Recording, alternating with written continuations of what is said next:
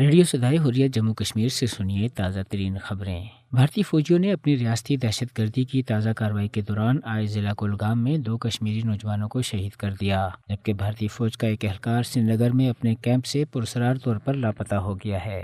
فوج کے ہاتھوں شہید ہونے والے کشمیری نوجوانوں کو شاندار خراج عقیدت پیش کرتے ہوئے سینئر حریت رہنما غلام محمد خان سوپوری نے کہا کہ شہداء کی قربانیاں قیمتی سرمایہ ہیں جن کی ہر قیمت پر حفاظت کی جائے گی۔ تنازع کشمیر اب تک حل نہ ہونے کی وجہ سے کشمیری بے انتہا مشکلات کا شکار ہیں۔ انہوں نے بھارت پر زور دیا کہ وہ کشمیر کے زمینی حقائق تسلیم کر کے کشمیریوں کو ان کا پیدائشی حق خود ارادیت دے۔ دریں اثنا یوتھ سوشل فورم نے تنازع کشمیر کے پرامن حل پر زور دیتے ہوئے کہا ہے کہ بھارت کو اپنی ہٹ دھرمی ترک کر کے پاکستان کے ساتھ مذاکراتی عمل شروع کرنا چاہیے، کیونکہ تنازع کشمیر حل کر کے ہی جنوبی ایشیا میں پائیدار امن اور استحکام یقینی بنایا جا سکتا ہے۔ کل جماعتی حریت کانفرنس نے تحریک حریت جموں کشمیر کے غیر قانونی طور پر نظر بند چیئرمین محمد اشرف صحرائی کی ادھم پور جیل میں گرتی ہوئی صحت پر سخت تشویش کا اظہار کیا ہے۔ وہ کئی عارضوں میں مبتلا ہیں، جبکہ جیل میں مناسب طبی سہولیات کی عدم دستیابی کے باعث ان کی صحت مزید خراب ہو گئی ہے۔ بھارت کشمیری سیاسی رہنماؤں اور کارکنوں کو ہراساں کرنے کے لیے انہیں بدترین سیاسی انتقام کا نشانہ بنا رہا ہے، لیکن انتقامی کارروائی سے آزادی پسند رہنماؤں اور کارکنوں کو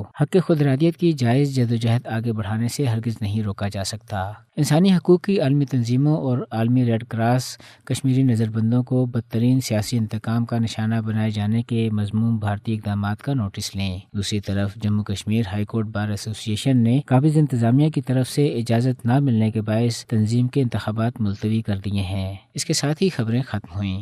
کشمیری عوام جہاں گزشتہ 73 برس سے اپنے ناقابل تنسیق حق خود ارادیت کے حصول کے لیے عظیم اور بے مثال قربانیوں کی تاریخ رقم کر رہے ہیں، وہاں پاکستان کشمیریوں کی منصفانہ جدوجہد کو اجاگر کرنے اور بھارتی مظالم کو بے نقاب کرنے کے لیے دنیا کے ہر فورم پر آواز بلند کر رہا ہے۔ مسئلہ کشمیر پاکستان کی خارجہ پالیسی کا محور و مرکز ہے اور پاکستان بھرپور طریقے سے کشمیریوں کی وکالت اور ترجمانی کر رہا ہے۔ آج اگر عالمی ایوانوں میں مسئلہ کشمیر کی گونج سنائی دیتی ہے، اس میں جہاں کشمیریوں کی قربانیوں کا دخل ہے، وہاں یہ پاکستان کی سفارتی کوششوں کا بھی نتیجہ ہے۔ پاکستان نے جس پرزور اور احسن طریقے سے مسئلہ کشمیر کو اقوام متحدہ اور دیگر عالمی اداروں میں اٹھایا، یہ اسی کا نتیجہ ہے کہ آج بھارت پر ہر طرف سے تھو تھو ہو رہی ہے۔ پاکستان اور کشمیری لازم ملزوم ہے اور کشمیریوں کی جدوجہد دراصل تکمیل پاکستان کی جدوجہد ہے۔ چانکیائی سیاست کے پیروکار سر توڑ کوششوں کے باوجود ان مضبوط اور تاریخی رشتوں میں دراڑ ڈالنے میں ناکام رہے جن میں کشمیری اور پاکستانی بندے ہوئے ہیں۔ آج جبکہ کشمیری عوام گزشتہ 14 ماہ سے بھارتی فوجی محاصرے میں یرغمال ہے اور ان پر بدترین مظالم ڈھائے جا رہے ہیں، ان حالات میں بھی کشمیری پاکستان کے حق میں نعرے بلند کر کے پاکستان کے ساتھ اپنی محبت اور عقیدت کا اظہار کر رہے ہیں۔ 5 اگست 2019 کے بعد پاکستان نے بھی مسئلہ کشمیر کے حل اور کشمیری عوام کے مصائب کو اجاگر کرنے کے لیے اپنی سفارتی کوششوں میں بے پناہ اضافہ کیا، جس کے نتیجے میں ہندوتوا کا بھیانک چہرہ پوری دنیا میں بے نقاب ہوا۔ پاکستان نے یہ عزم کر رکھا ہے کہ وہ کشمیریوں کو کبھی تنہا نہیں چھوڑے گا، بلکہ منزل کے حصول تک کشمیری عوام کی منصفانہ جدوجہد کی حمایت کرتا رہے گا۔